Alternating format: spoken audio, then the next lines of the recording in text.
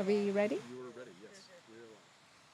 Okay, hello and welcome everybody. Because we're online, so I'm going to welcome you guys again. So today's a beautiful day, 13th of July, and I wanted to ask everybody, how did the walking meditation go for you? Was it good? And did the talk, I know we still have to flesh out the talk a bit, and I want to do that, especially, Paresh asked a very good question. I was thinking about it. So I get it that the brain doesn't know between the real and imagined, but walk me through the entire process. How do we attract things and situations that we want in our life or the experiences? How does it actually come about, right? So, so I want to flesh that out a bit, but not today, because today we're going to do something else. But it's a great question. And, I want all of you to think about it as well. Hi, Jordan.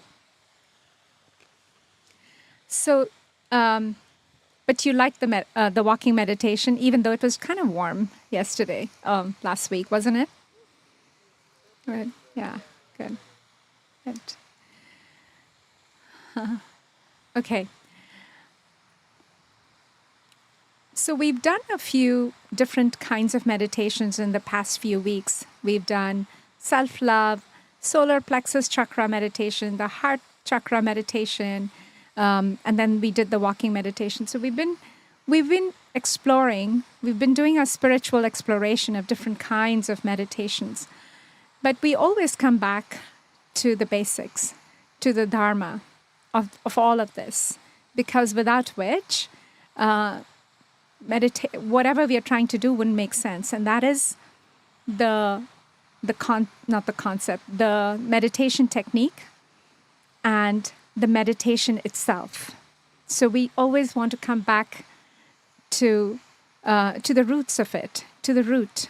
And so let's focus on that today, right? Let's explore that just a little bit again.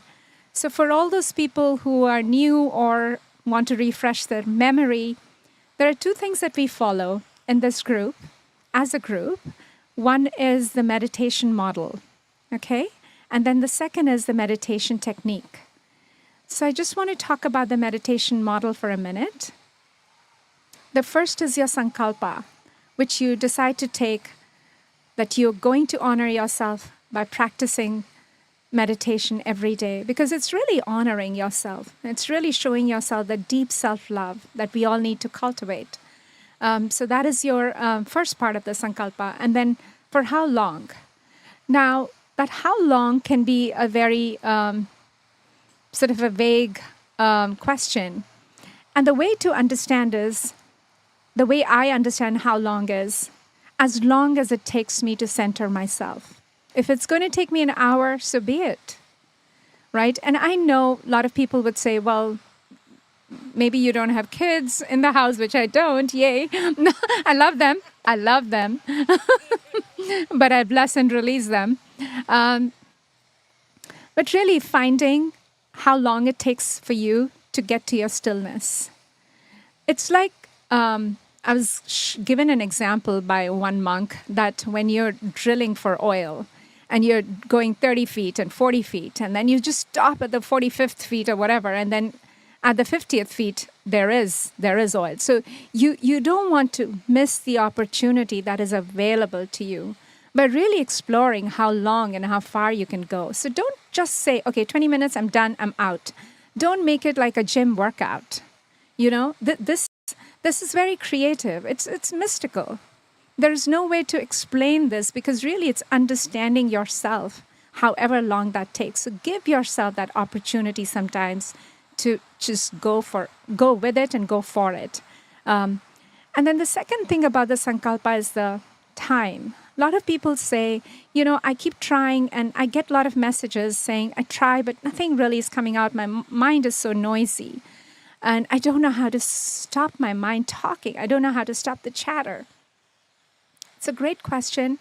And I just want to take a minute to address it the best way I know how. That is where your sankalpa comes in, about what time are you going to meditate. Because if you're choosing a time out of your busy day, whenever you get time, your mind is full of all that noise or whatever is going on during the day. And it's hard for the mind to just stop. You can't just stop it. It's not a switch off. So choose a time when your mind will be more freer from the noise. Or if you can't do that, you just don't have the time in the morning, or you cannot do that, then make sure you decide on a time in any given day and stick to that time. Because then you're training your mind that, okay, now she's going to sit or he's just going to sit and not let me talk too much. So the mind will gradually give in. Yes. Yeah. Okay. Yeah. So the mind will gradually give in to the idea, okay, this is the time this meditator wants to practice. And so the mind starts to get used to the idea. But if you keep revolving your time, you keep changing it to today is in the morning, tomorrow is going to be in the night, chances are you're not going to get the full glory of meditation in your practice. And you should. You should. Why? Because you deserve it. You're worthy of it.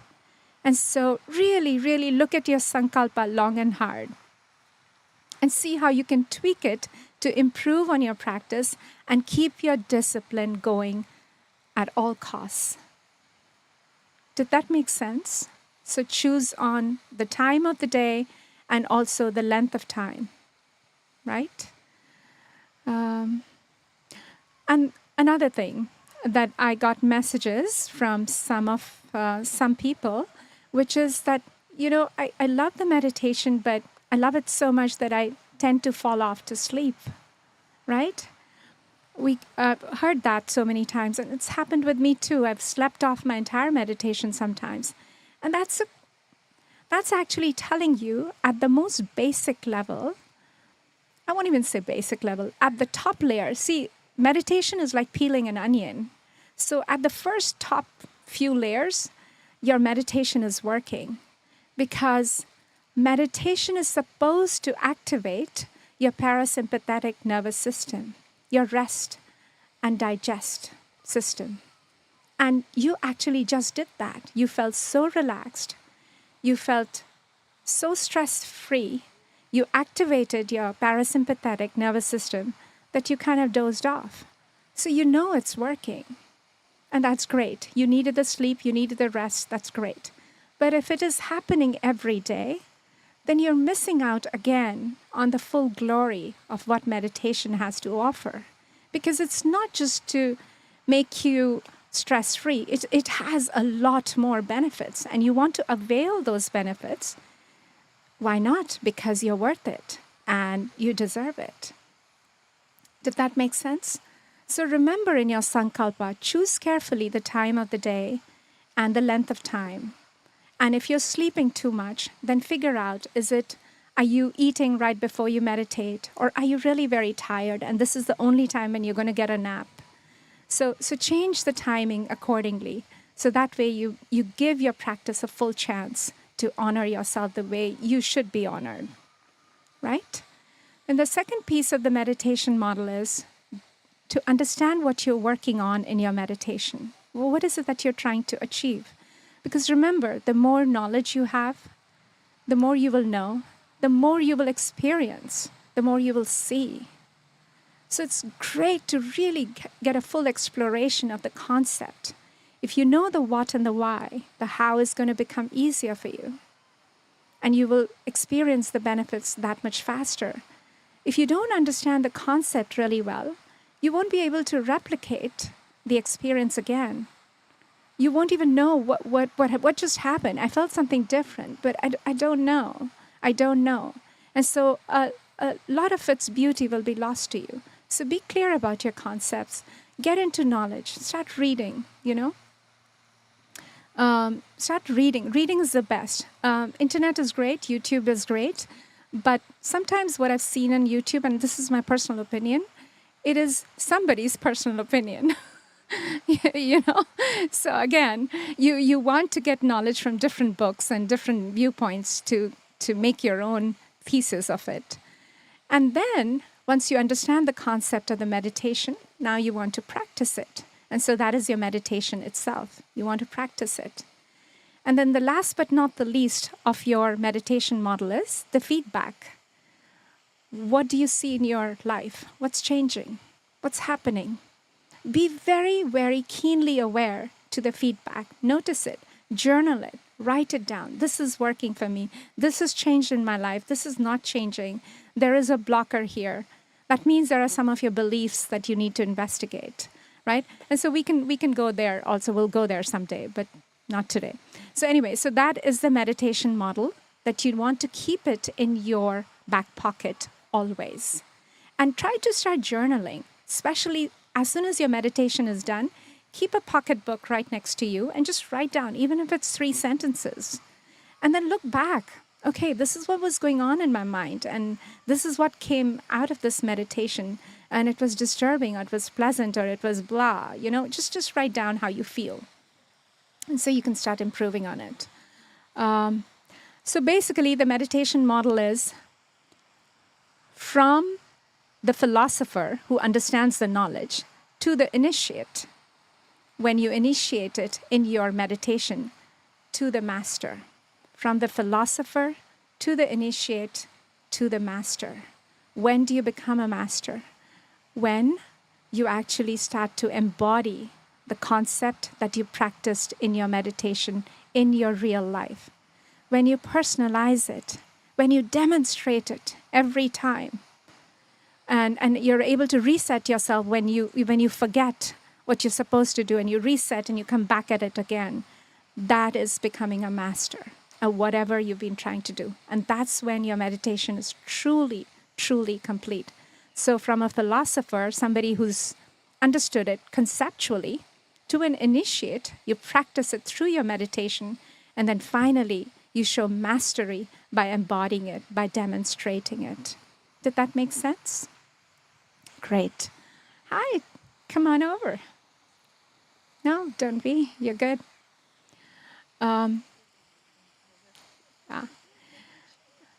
So just now, let's talk about the meditation technique that we follow here. There are so many techniques. There is the TM technique, where you can think of a mantra and you can just throw that mantra into your heart and focus on that. Then there are a lot of people who look at a candlelight and focus on that. There are a lot of people who actually focus on their third eye, which could be between your brows or at the back of your head. So there are many different ways. The one that we do here is focusing on our breath. When I say focus, I don't mean it in a fixated way. Don't get obsessed about it, because your mind is going to find it very boring and is probably going to trick you into saying, this is not working, this is stupid, let's get out of here. So the mind has ways to talk us out of things that are probably good for us. So you should really be careful how you work with your mind, really strategize the conversations you want to have with your mind. Anyway, so don't get fixated about your breath, but notice the passage of your breath in and out of your body, right? That is the technique. It's not getting fixated, but really recognizing the passage of your breath. Second thing is, this breath is not contrived. It's not a deep breathing or anything. It's just the regular rhythm of your breath. You're not changing it in any way. So in the beginning of the meditation, definitely there's some breath work involved. When I say, okay, breathe deeply and count to the count of 4 and then exhale. And that's different. That's a little bit, trying to raise your energy and helping you to center yourself to this art of meditation. But it's not what we're talking about the regular rhythm of breath, right? So use it as an anchor. The second myth that I've seen a lot of people develop is that, what was I thinking? Is I don't know how to empty the mind. The monkey brain keeps chattering. Well, that's the job of the mind. It's going to chatter. So just forget it, that if you can make it empty. The Zen mind is actually not an empty mind. The Zen mind is when you can recognize these thoughts, but you don't get carried with them, get carried away with them. That is the recognition that you start to have. That is the Zen mind you need to cultivate. Understanding, pure and simple, that you're not your thoughts. They come from you, but they don't own you. Okay? They don't own you, period. Any thought or any emotion, for that matter, they don't own you. So we have to bring that recognition in ourselves, and we can do that when we focus on our breath, right? So that is what you need to work on. Let the thoughts come, just like the clouds. And you can even label them. Oh, a past thought, future, whatever, whatever strategy you need to employ to not to get inside that thought. That's the key. Okay? So focusing on your breath, not getting fixated, and also recognizing that trying to empty your mind of thoughts is what is the phrase? I'm trying to be smart about it. Futile, but a fool's errand. A fool's errand. It's not going to happen because that's what the mind does. It's going to throw thoughts. But the point is to take control and mastery over not getting carried away with them, right? And so when you start to do that, what happens in this technique, when you focus on your breath, when you let your mind do the traveling, but you don't travel with it, what happens? There is a subtle, very subtle recognition that I am not this mind. I am not this body. There is somebody else that is doing this observing. There is an observer inside me that is observing this mind doing its monkey chatter. And there is a somebody that is observing this breath. And that is who you are. That is your true essence. That is you. That is your awareness. That silent witness is you, the consciousness. Okay? And so all these meditations want you to arrive at that conclusion for sure, that you're more than your body, you're more than your mind, you're definitely not your thoughts. You are consciousness itself. And it's a really hard problem for science or even philosophy to explain that because it's so experiential. You just get it. It's like trying to ask a fish to explain the wetness of water. Okay? I really think about this. Everything is consciousness. You are consciousness. So the only way to explain consciousness would be to get out of consciousness, but then you wouldn't have any existence. So everything is consciousness. You are consciousness. But the travesty is that we forget that and we think we are our thoughts. We are these situations in our life. This identification for the personal storylines. That is the problem. But remember, you are that awareness, that space that gives rise to these experiences. You're not the experience. You give rise to these experiences. They rise and fall in you. Okay? The situations happening in your life, they rise and fall in you. You are awareness itself. You're consciousness itself.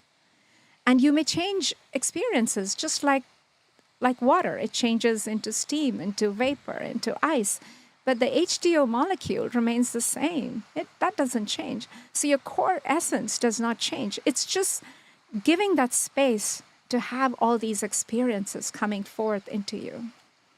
So that's how you understand it. It's a very subtle recognition. But the more you practice meditation, you will notice that you're the gap between the thoughts. One thought comes and then the next. You're that silence between the thoughts. Okay? And as you practice more, these meditations, the gap between the thoughts it expands. And you can experience being in that consciousness even more. And that's really blissful. Because now you're connected to something that is vaster and deeper than everything around you, than that you've identified with. Does that help you guys? Any questions that arise? Yes. Go ahead, Sumi. Yeah, so usually we observe our thoughts, right? And then sometimes we get carried away with them. And there is a space, there is a gap between one thought and the other. And that is who you are. You're just witness, you're an observer to everything that is happening in you, your sensations in your body, the thoughts that are coming to you, the breath that you're observing. And sometimes just fractions of seconds, and sometimes for the gurus, it goes for long periods of time, they experience total silence, total stillness, where there's there's not a thought. And that's when you realize, oh wow, that's what I am. That's the stillness in me. That's my essence. That's my true core. What is your question? So you were talking about the monkey mind, and you know how we try to quiet the mind, or they say quiet the mind. So is the process of, your mind running off and you bringing it back, that's part of meditation? That's Correct. part of training your brain. Yes. Okay, so don't get frustrated, of course, when your mind No. goes off, but gently pulling yourself back Pulling it is back. part of the practice of meditation. Yes. And after a while, it'll take less and less time to. You're Correct. right. Okay. That's very good. I think I probably missed that point. Yeah, good. Thank you. So the point is, of course, we're going to get carried away with our thoughts. We're going to get inside our story and we're going to just run off with it. So Tanika is reminding us that, but whenever we run off, and as soon as we remember that we ran off, you come back to the present moment by coming to your breath. So that's the training of the mind that you do in meditation. Because the mind is used to so much distraction, right? So thank you. That's great. So you use your mind, so you use your breath to train your mind to come back every time it gets caught up in a storyline or in a thought. Because remember, these thoughts don't own you. They should not control you. You should decide when you want to think something. All right. So the more you practice meditations, the more you will have an understanding of what I'm talking about. Because right now just the talking itself makes it conceptual. It's hard to frame it properly. But like telling you, ask a fish what wetness means. It's exactly that. Well, how do you explain it? Everything is consciousness. You're not separated from it. The stories, your identifications are possible because of it. Because of it. So it is prior to your personal history. It is prior to everything. It's, yeah. That makes sense. It has no space, no time. You can touch something or feel something, but that because of it, because of your consciousness, but consciousness itself, you can't touch it. You can feel it, yeah. You can sense it. So you can smell the trees or the flowers because of it, but you can't really smell it. So it's just this very elusive, how do you pronounce it? Ephemeral thing that you have inside you. And the only way to grasp it and hold on to it is through meditation. So even in religion, they tell us what to do and how to do it, but they can only tell us, they can only guide us. During meditation, you really become your own divinity, so you start to grasp this idea fully. Otherwise, it's just talk. Anyway, I think I said enough. And so we will meditate on this today. You have any questions, Paresh? No? No. You're very silent.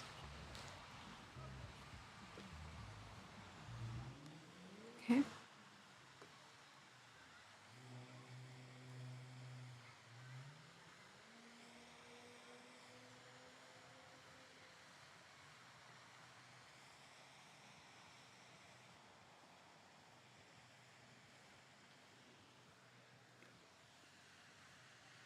Thank you.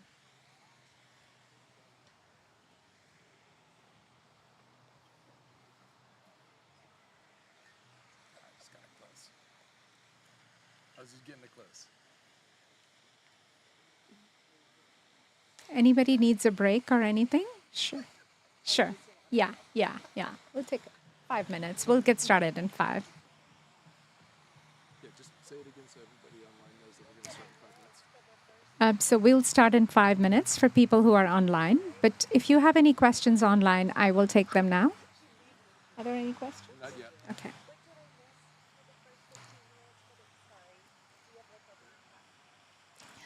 I don't know where you were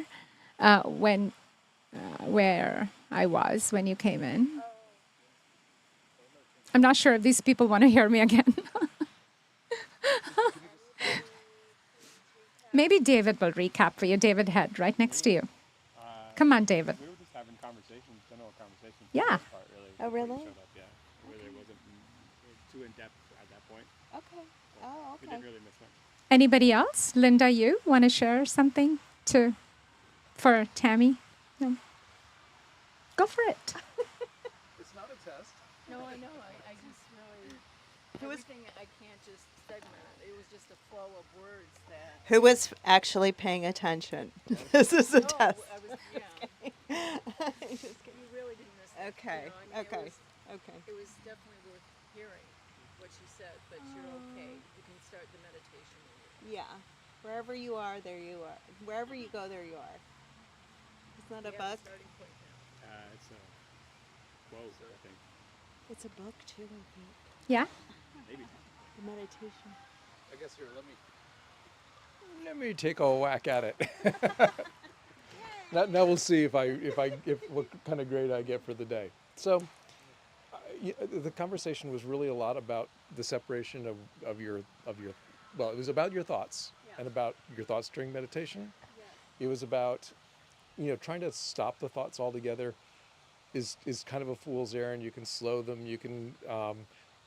The key is really during meditation is to not engage with those things or not engage with the thoughts. So, for example, if a thought comes to your head while you're meditating, and you just acknowledge the thought and let it go, but don't get involved with it.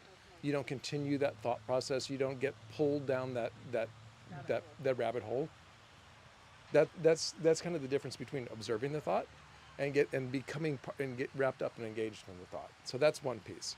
And what it is that makes that decision, what it is that does that observation of the thought and just lets that thought go, that's your consciousness. So your consciousness is all pervasive, but sometimes your consciousness abdicates in some ways to the kind of your thoughts or your programs and that sort of thing. And it just takes a break. It's still there, but it's just it's kind of taking a break. And so the difference is the mindfulness, being mindful, being present, being conscious, and behaving consciously in the day. It's not engaging with the thoughts. It's actually really it's not letting the programs just run. It's really about bringing your consciousness to the forefront and living your life as a conscious person and not just living the programs, not just getting wrapped up in the thoughts. So sort of in the moment, being in the moment. It's largely being in the moment. Your breath. Well, I would distinguish being in the moment. That doesn't this is when mean you find out whether I got an A or a B or a C. No, you were good. Being in the moment, sometimes people think to be just impulsive, and that's not what this is. You have to be centered enough to be in the moment. And the breath is going to help you. Being in the moment, sometimes we are very reactive, and we have the buyer's remorse. Oh, I was in the moment, I did this, and then I shouldn't have done that. I wish I didn't say that. That is that moment you don't want to be, because that's a very reactive moment. So if you're actually in your awareness and your consciousness, you're not going to be that impulsive, because you let things flow. Things flow. It's okay. Let it go. Yeah, stuff. Yeah. Yeah,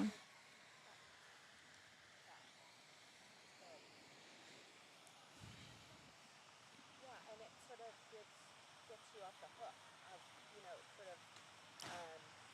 you're just in constant Striving. motion. Constant striving, constant controlling. Yeah, Yes, it brings you out of that. Yeah. Yes. Mike? 1 second. Sorry.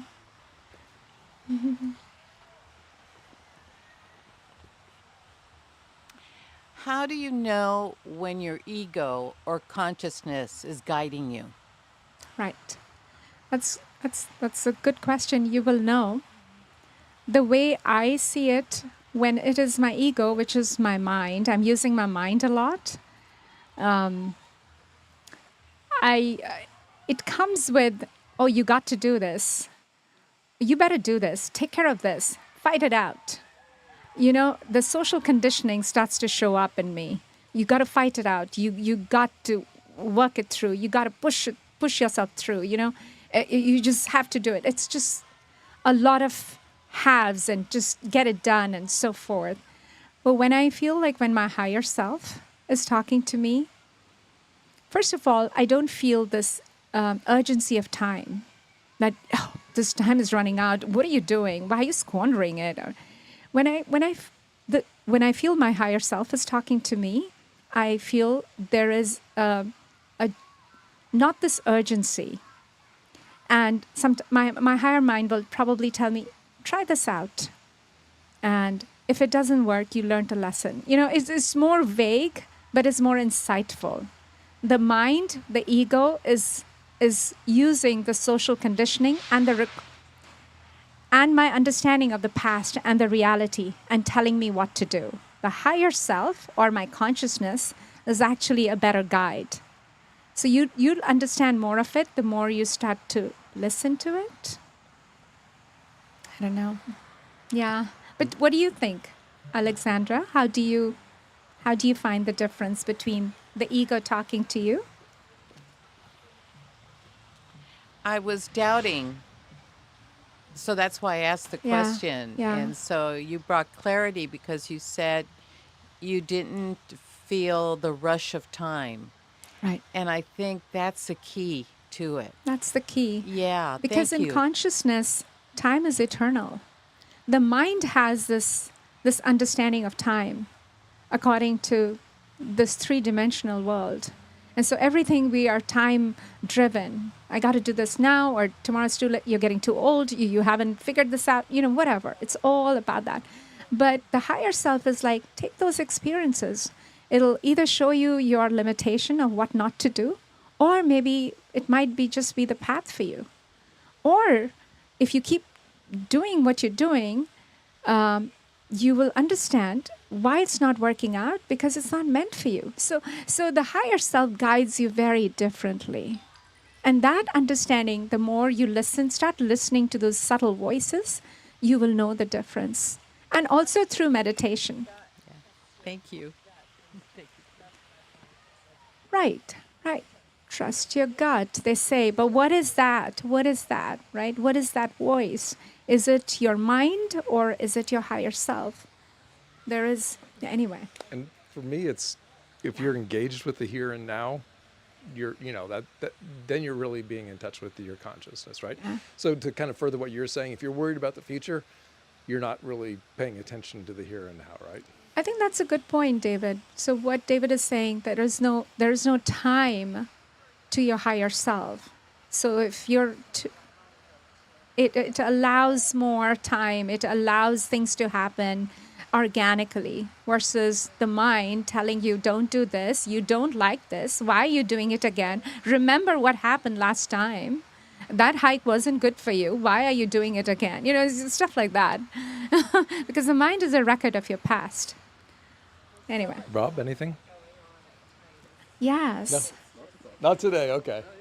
Yeah, Linda. Mess with yourself. Oops, I'm sorry. Living every day. Yeah. Life. Right. When there's so much conflict going on. Yeah. You just have to, at some point, I gotta just give it to the universe. And let it go. Trust the universe is gonna Okay. take care of me. It's gonna take care of this situation. Yeah. Yeah. And it's gonna turn out okay. Everything always works out. Eventually it does. What is your question, Linda? No, just a comment on myself. Yes. Because I am learning the difference between the mind and your inner self. And what I tend to find is the mind is urgent and controlling, and my inner self is calming and serene Wow. and reacts. It doesn't react in that same manner. So Very well. different. Yes, thank you.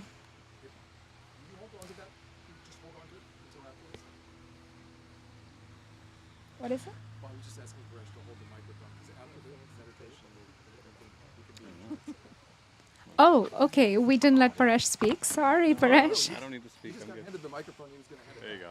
Oh, got it. All right. I think we should start the meditation. Everybody, I know some people have to make a long trip.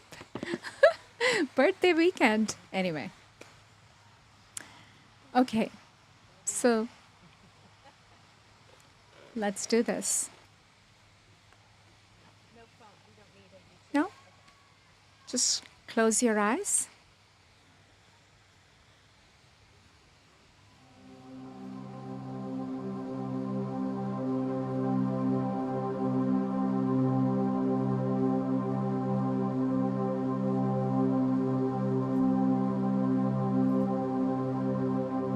Take a deep breath in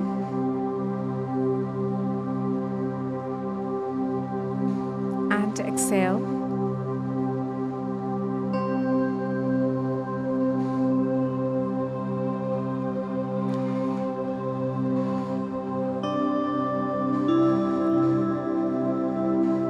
Inhale deeply again and exhale fully.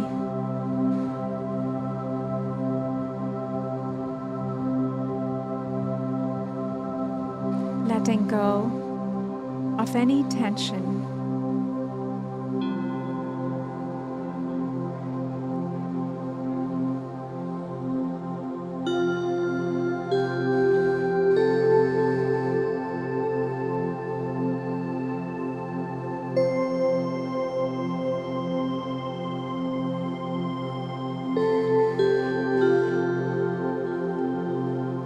Now begin to breathe in for a count of 4.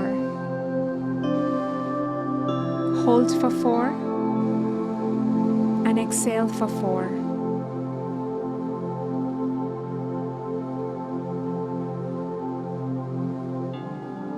So breathe deeply to the count of 4.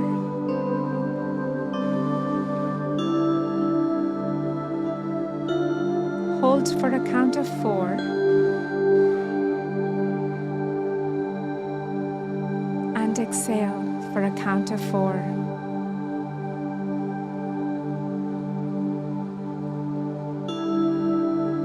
Continue this for a few cycles.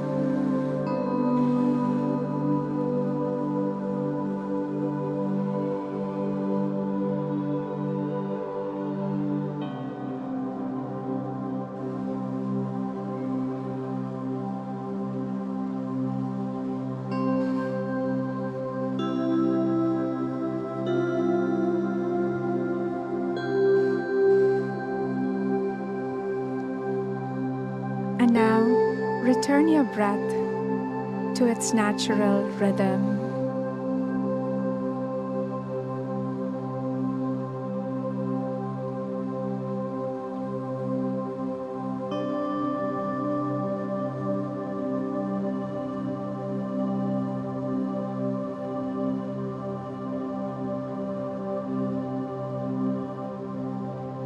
Notice the flow of your breath.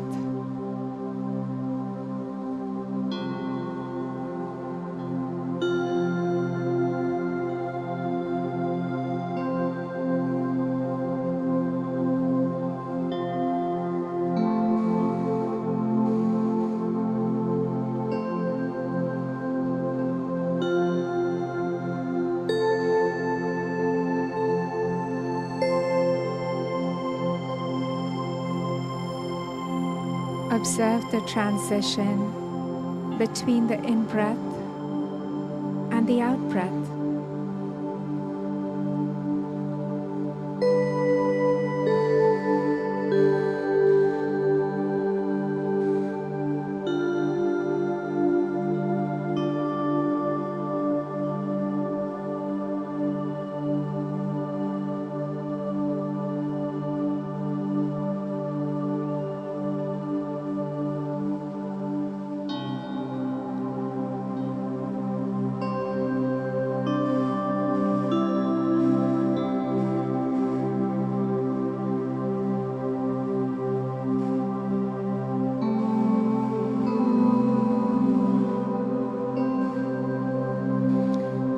Find the stillness that resides in the space between breaths.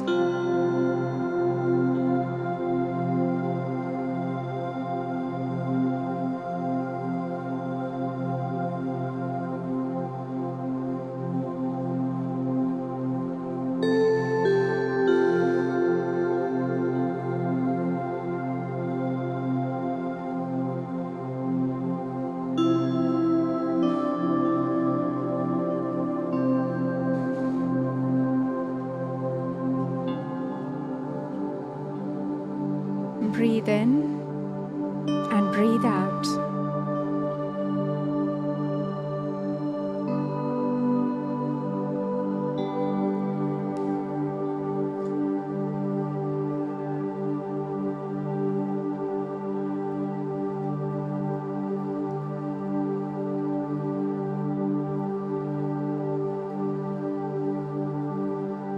As you breathe, observe your thoughts from a distance.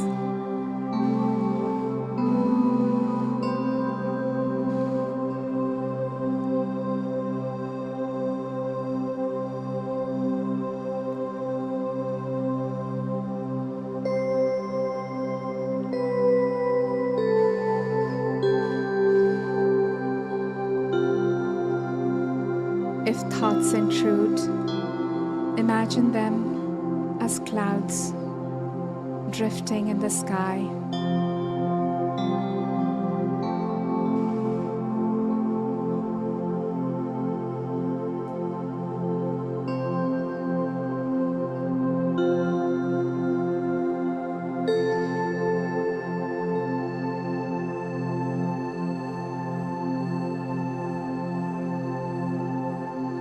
You are present now.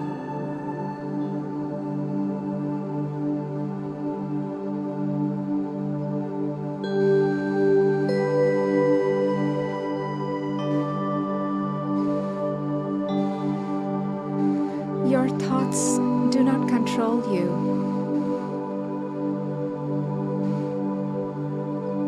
Or even own you.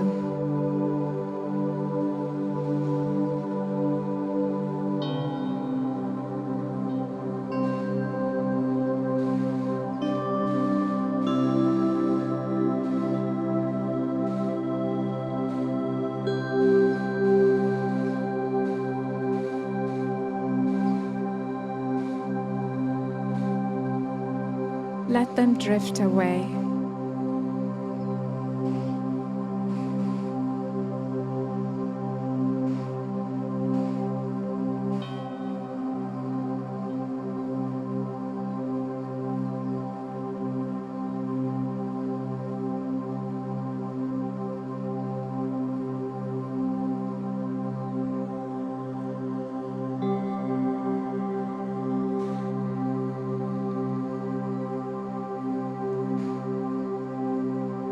As you continue to observe your breath and your thoughts,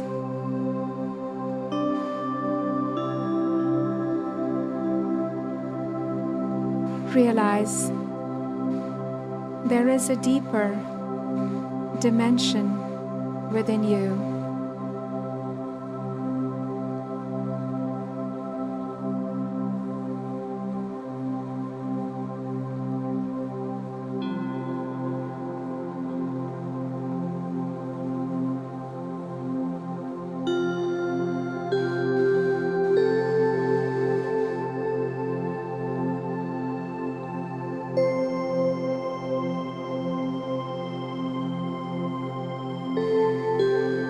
See if you can connect with that deeper part of you.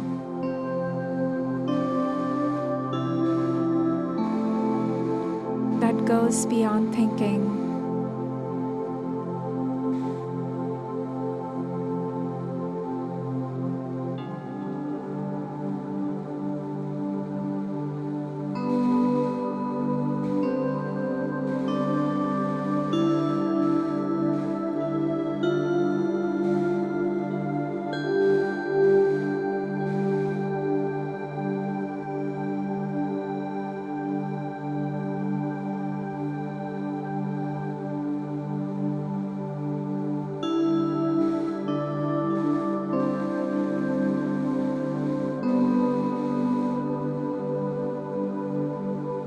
What is it that lies deeper than your thoughts?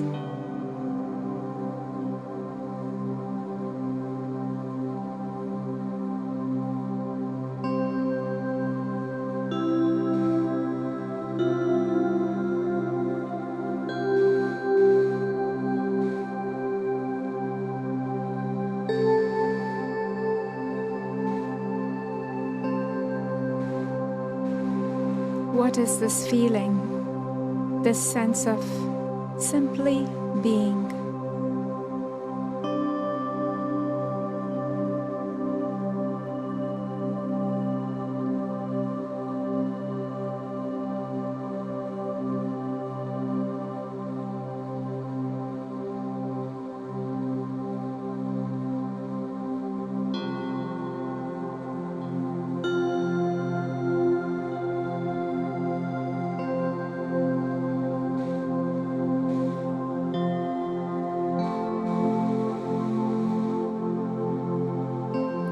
What does it feel like to be you at the most fundamental level?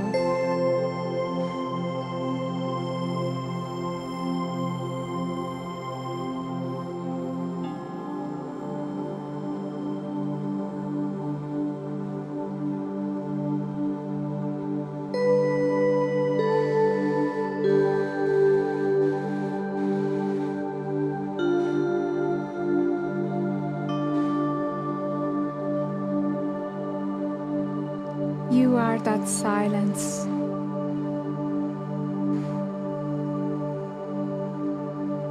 That gap between thoughts and emotions.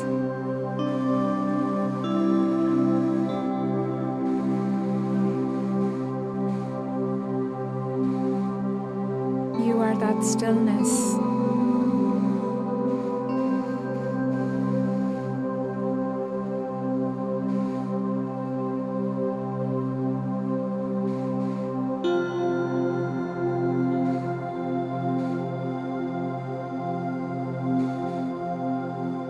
See if you can access it.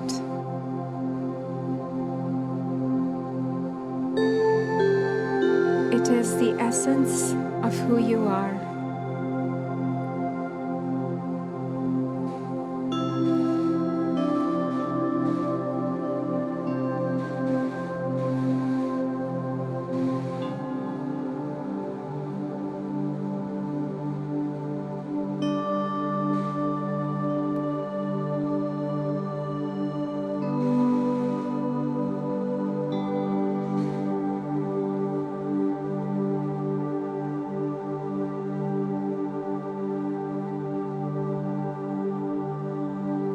What is it that underlies all your thoughts, your personal stories,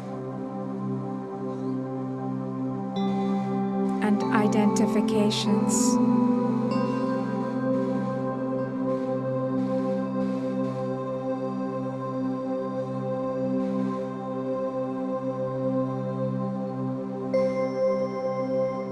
What makes the story of you possible?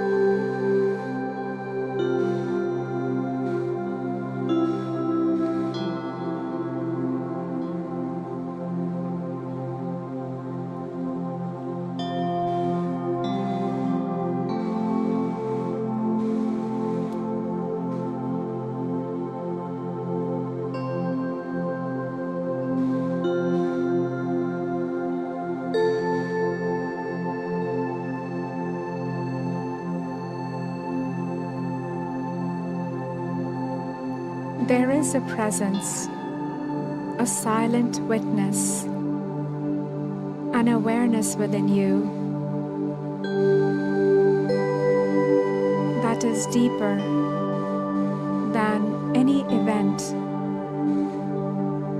in your life or mind.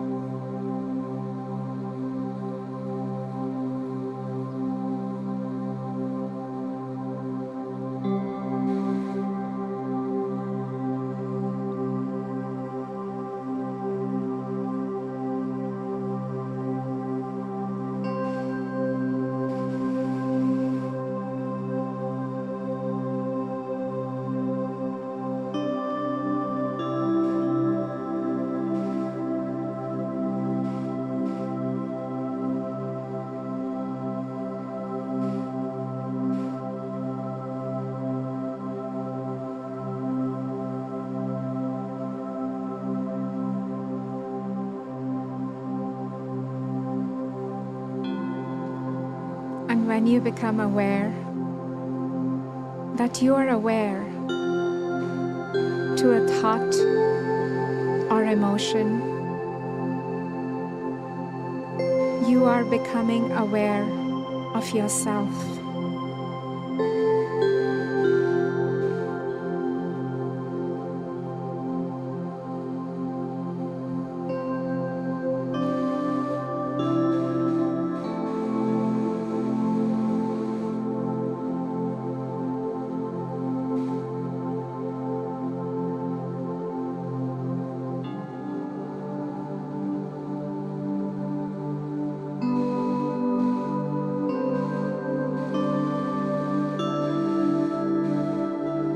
What is it like to be you?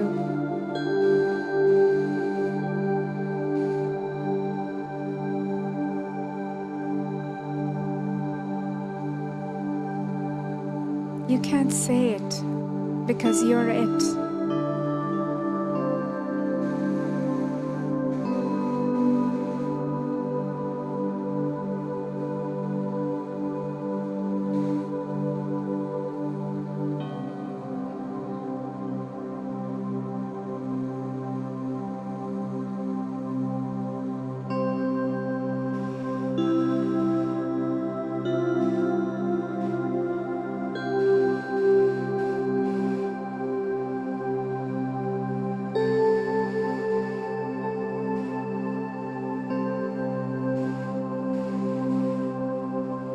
It is the essence of who you are.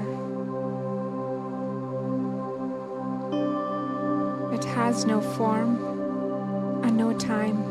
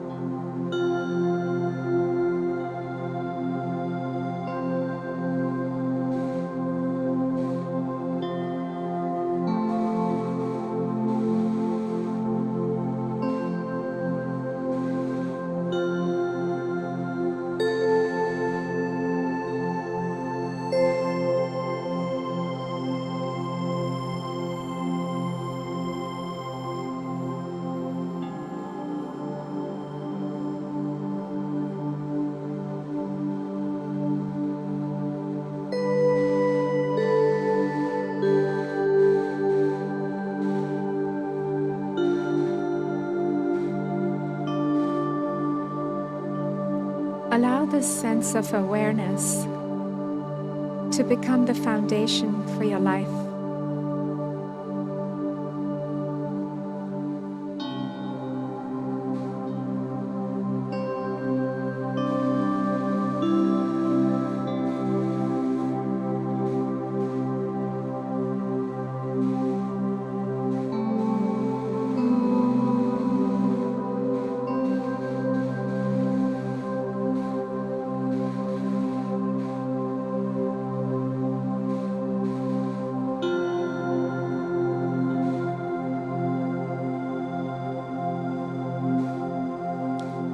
Staying in touch with this deeper dimension of you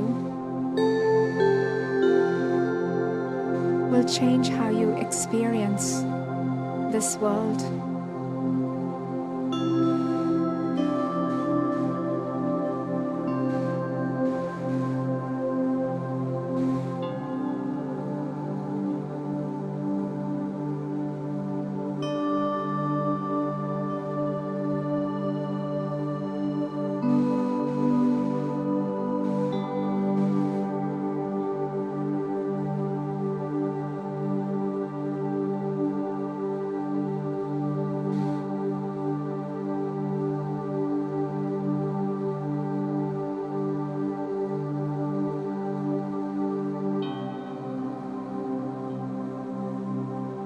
And as you find your stillness, you become aware of that which is deeper than anything arising in your mind or your life.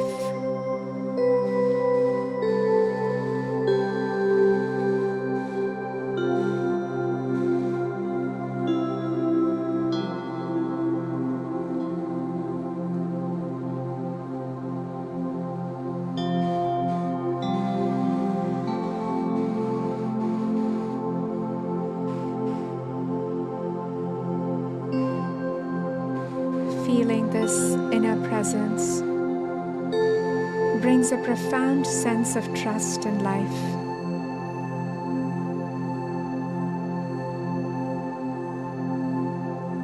It's as if something vaster than the little self is carrying you.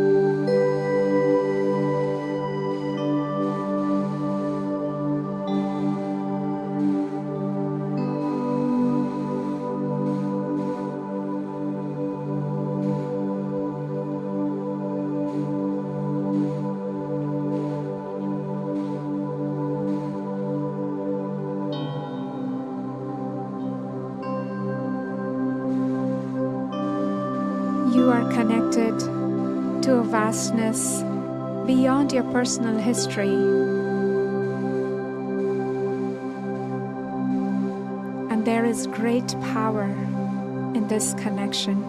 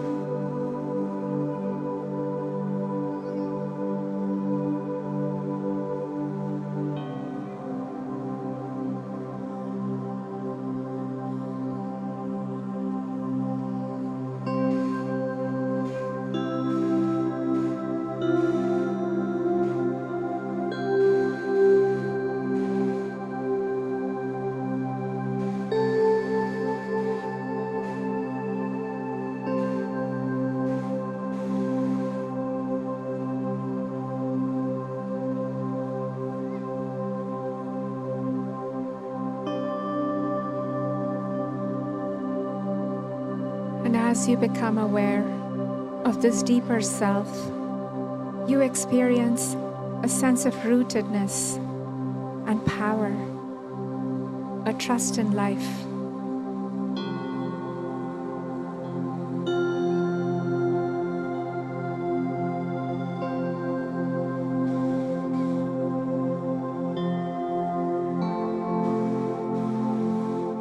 This trust is the absence of fear.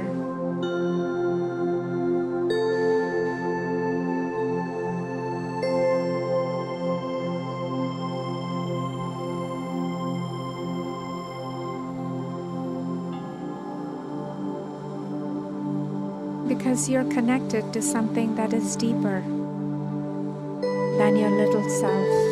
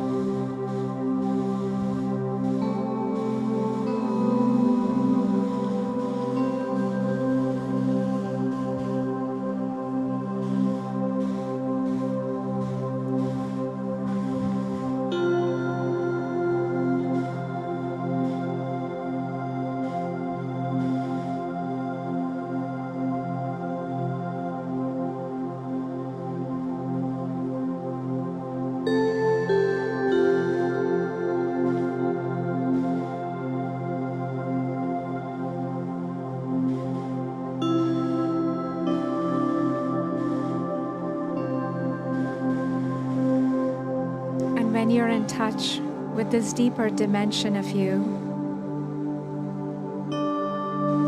the world no longer seems a fearful place.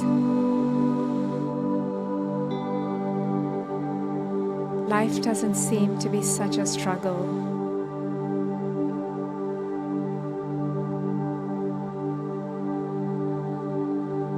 And you recognize that everything is perfect, just the way it is.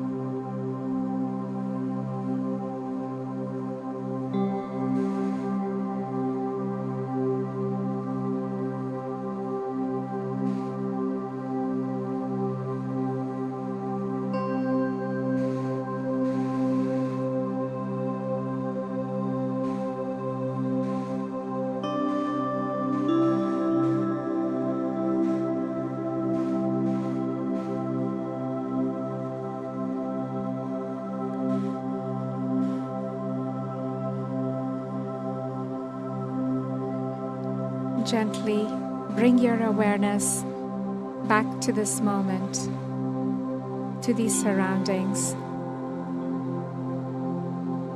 carrying with you this deeper connection to yourself.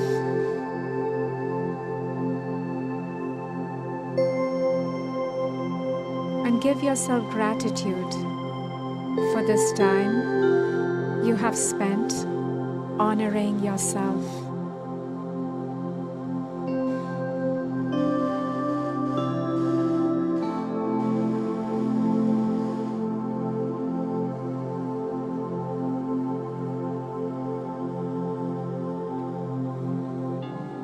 And when you're ready, you may open your eyes to love, light, and letting go. Namaste.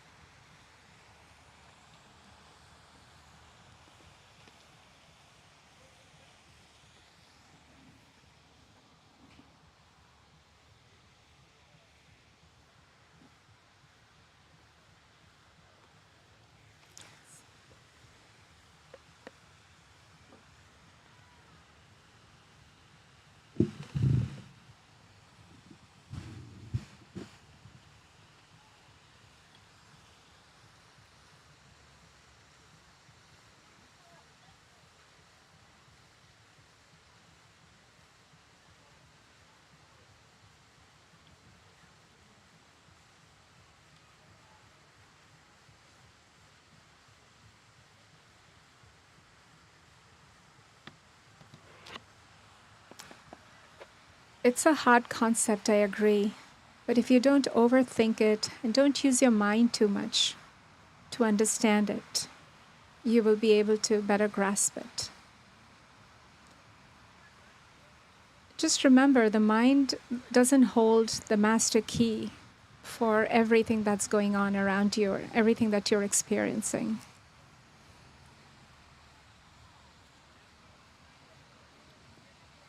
I mean, science itself holds partial truths, but not the master truth, the absolute truth. Because if it did, do you think we would invent a nuclear bomb? Do you think we would do this climate warming thing? Do you think we would put pesticides in our own food? I mean, come on. So, you know, if it knew the whole truth, we wouldn't do this to ourselves. So that's why. Anyway, I don't know. Anybody wants to share anything? And before we go there, I just kind of wanted to say so one of the things that Barkha does behind the scenes that you guys don't get kind of much of a view of is everything that you guys talk about or tell her and that sort of thing.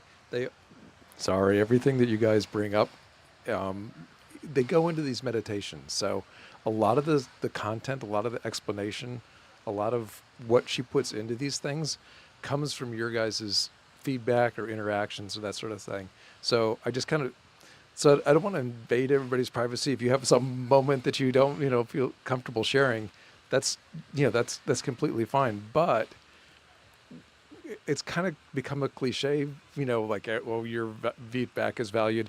But here, we really mean it. I mean, it really helps enrich the meditations that she puts together. So with that said, does anybody have anything they want to share? Oh, yeah. Coming your way. I'm going to start at the back. Thank you, David. Okay, that gave us permission, I think. The communication that started to happen was, so what is consciousness? And I said, well, describe it to me so I can understand it. And the silent voice said, it is like gravity. Because you cannot lift your arm without gravity. It sustains you, even the movement of your fingers. And as I started moving my fingers, I could feel something around them. And so it sustains every movement that you do. There is no randomness to consciousness. It is gravity, consciousness. And so I asked, so what does the breath do then with consciousness? And the silent voice said, I'm trying to remember, I don't want to lose it, that the breath connects you to the pulse of consciousness. And so then you start to beat with it. And then that is your participation in being one or receiving the communication. And it's an open communication back and forth. So you are here to ask the questions. You're supposed to ask the questions.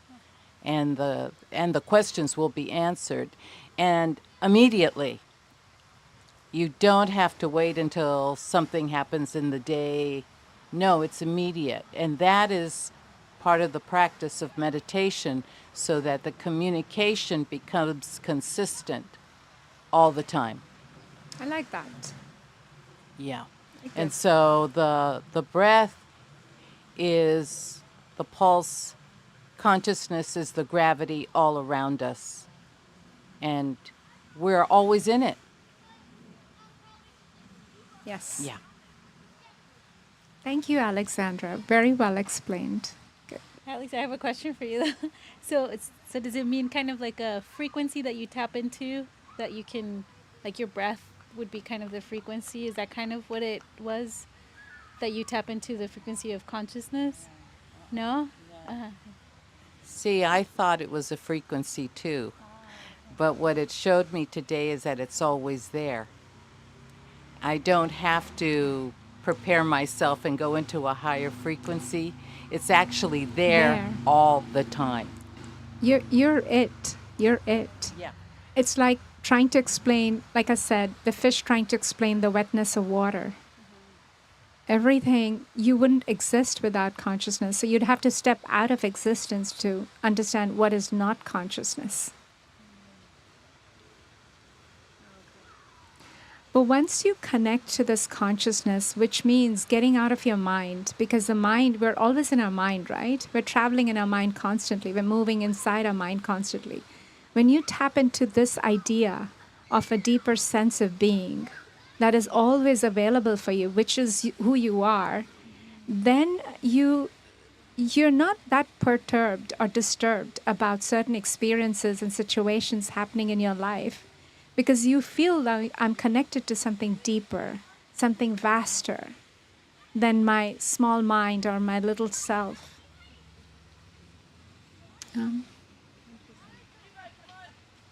Yeah. I asked it what consciousness was, and I just saw a wormhole. Oh, wow. I don't know what that means. I was just, yeah. Oh, So, Just this is not everything, but this one for some reason it was really nice. So I was talking to my contact. Me and her were able to talk to each other, and I had a image of me being a little girl, right? And she said to me, "I was there too," and I lost it. And it never dawned on me, right? But she said to me, she's like, "I was there too. I was looking out for you then too." Right? And you don't realize that they've been there this whole time, and you're right now we're doing our meditation and we tapping into all these things. They've always been there. been there. They've seen everything. They know what's going on, right? But Yes. it doesn't register in your mind. wow, that's But very that was deep. really powerful. That's and very then deep. the last thing was that my mind would try to tell her I love you. But before, oh no, she would tell me I love, try to say it. But before she could even finish it, I love you too. It's like I was so thirsty for her. Right? So she's, you know what I mean? She's talking. I'm just like hanging on every single word, because now that it seems like I found her, you know what I mean? Like I just want to get to know her as much as I can, but I need to back off. It's like dating, right? If you get too thirsty, they, they might back away. Yeah. Right, not on the first date, right? So yeah, but I just wanted to share that, Very they've nice. been there. So Thank that you. was nice. That's One great. another, It's good sharing. Always, yeah. supporting and It's good sharing. protecting, and no matter what happened in your childhood, Right, everything. you're Good, bad, Yeah. you know what I mean? Like, You're and- gonna be there from now on. but you don't think about it when you're young, you know what I mean? Yeah, You just no, kind of go along with life. exactly. But she was like, I was there. And I was like, shit, she was there. Anybody else? Yeah, go ahead. As everybody's talking, I'm thinking, my thoughts from the meditation. There was a certain point, I can't remember exactly what was said, but I felt a sadness all of a sudden, and it came out of nowhere, right? Or I don't even know if it was sadness, but just a very strong feeling. And then after a minute, I realized that it was an overwhelming joy, like a gratitude that came from deep down. It took me a second to understand the emotion, and I found that interesting because it was very strong. But I'm not sad. You know what I mean? It was the opposite of that. I think maybe sometimes when you really, you're letting your mind wander like that, you become so aware of how blessed you are. Basic stuff, not material things or situations. But there was a moment there where I can't really describe it, but it definitely felt very strong. A gratitude just for being here, right Wow. now, and here. Period. Yeah. So I think I had a great meditation today. Yay, Yeah. thank you. I want to extend to what Abiba is saying. I truly believe, and this is me believing this, that we're kind of a spiritual family here, right? Also, at some point, we banded our souls together and decided we're going to do this. We're going to give Barkha an opportunity to talk about her gifts. we're going to listen to her. And you guys, listening to me and giving me the encouragement, I think we all decided to do that before. So yeah, kind of makes sense. We're all connected anyways. That's all I got. Speak something, Jordan. Are great. We're waiting to hear from you. So inspired. Hi, everyone. I think I'm still waking up a little bit, but just wanted to kind of speak on today's meditation and also what has transpired over the week since last Saturday. So today, I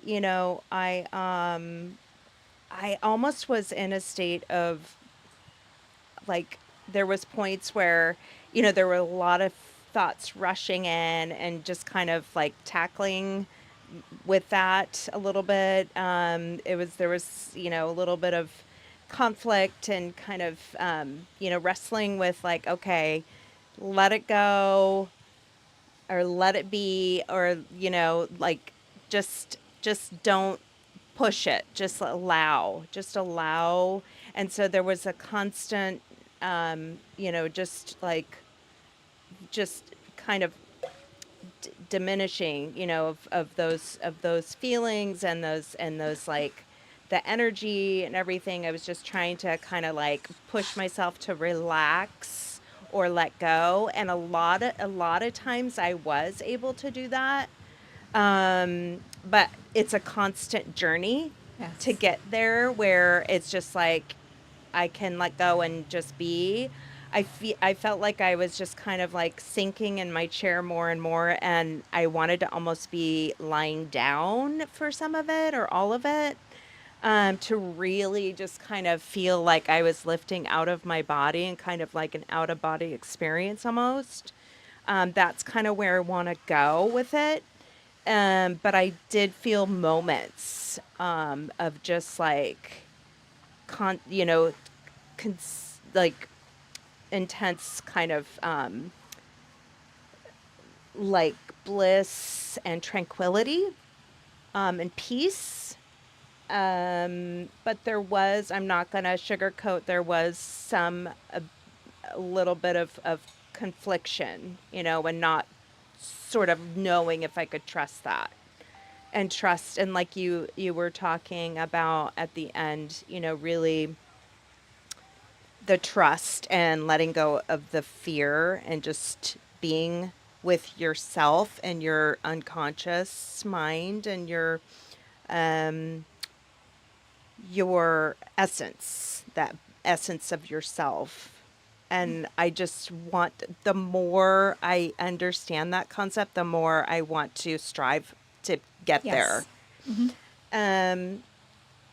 So just to kind of not take more time here, there's so much going on in my mind, but just a real big, quick summary of last week. And the other thing I wanted to say is, you mentioned we're a spiritual family. I want to really try to commit to being here for myself, for everyone, and we can, sort of continue that spiritual family.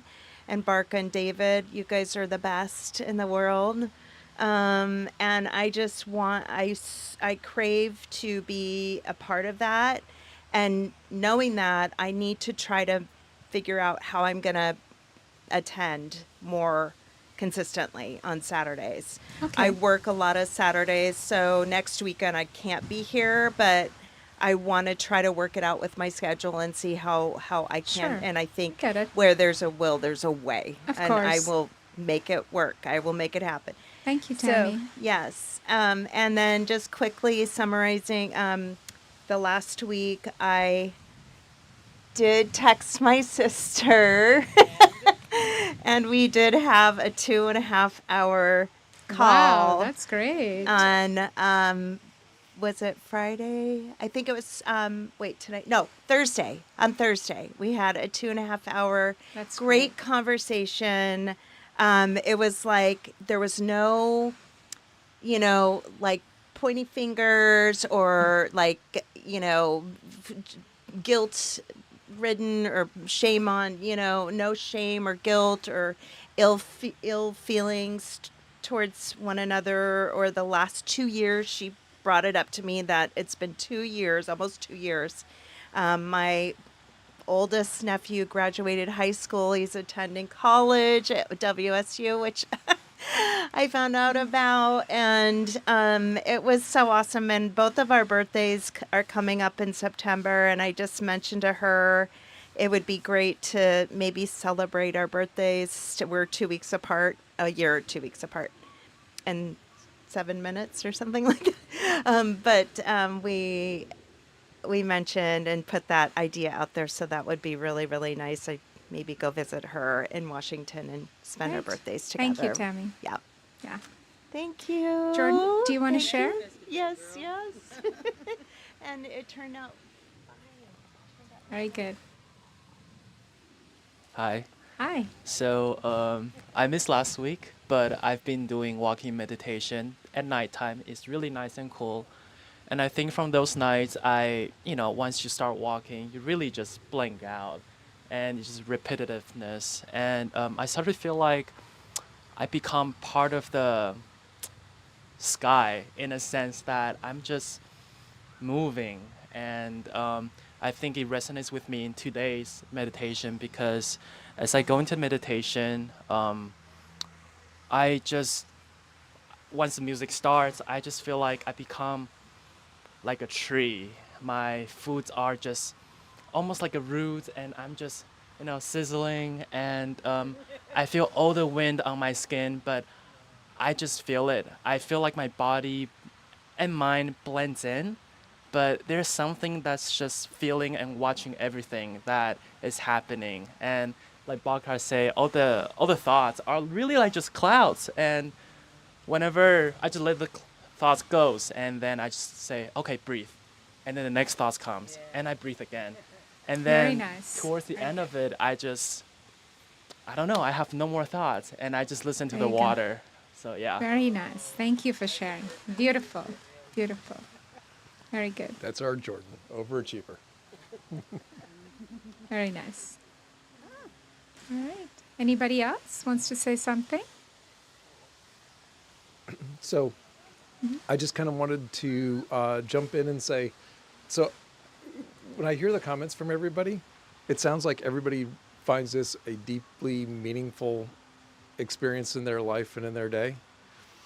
And so I'm hoping that I can get you guys to help us share it with more people. We're really trying to expand our audience, and we're trying to get it so that we have that on YouTube we have, we don't have to have commercials. People can just go in and listen, and we don't have to like do all the crazy workarounds and everything. So, what I'm gonna start doing this week is I'm gonna start posting ideas for you guys to kind of like help us get the word out, help us share. Because I mean, if it's meaningful to you, I think it's going to be meaningful to more people. And so we really want to share that forward. We want to get that, out. Yeah. Maybe something simple, like I know this might take work on your end, but like giving us some type of link or something that we can just blast out. Because I have a lot of, followers and, people like friends on Facebook. And I mean, just like with a flyer, or anything like that. Because there's this one where the one you're like, I think you have like a flower and you look really pretty and you're like, you know what I mean? Like something like that. And then have maybe like a little flyer and a link to get to you guys on YouTube or something. Because then we could just make it quick, boom, boom, boom, forward it out. Right. It's just, it's just an idea. Yeah, I mean, just So throwing that out. 100%. So I'll put my ideas down. Remember, those are just my ideas. So when you guys have ideas, or yeah. I mean, let's crowdsource the ideas. But in any case, the goal really is to try and really just try and share this with with more people. I mean, we work pretty hard at this, and sometimes it's it's a little frustrating that we're kind of like struggling to get the word out. So we're looking to you guys for help on that. All right. Do you guys have any flyers we have some printed materials, but we found that the printed materials just really aren't kind of getting us where we want to go. I mean, we've thrown flyers in several places, and that just Like Patch, there's the Patch news, local news. It's almost like it's called Patch. It's almost like next door, but it's so send me a note about it okay. because I don't know anything about it. Patch. It's Okay. Patch.com, and you can put in ads about, and I don't know if it's free, but I think it's pretty inexpensive. Okay. Yeah. All right. And then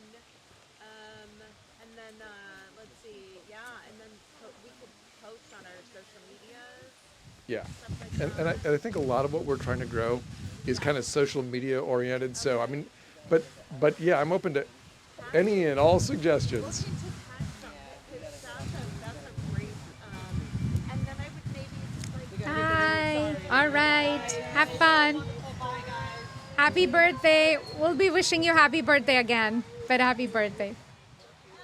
I think we should finish up. Yeah. Wrap up. All right. Bye, guys. Bye, everybody. I think we're done. My sister's birthday's on the 15th. We're not going to see her.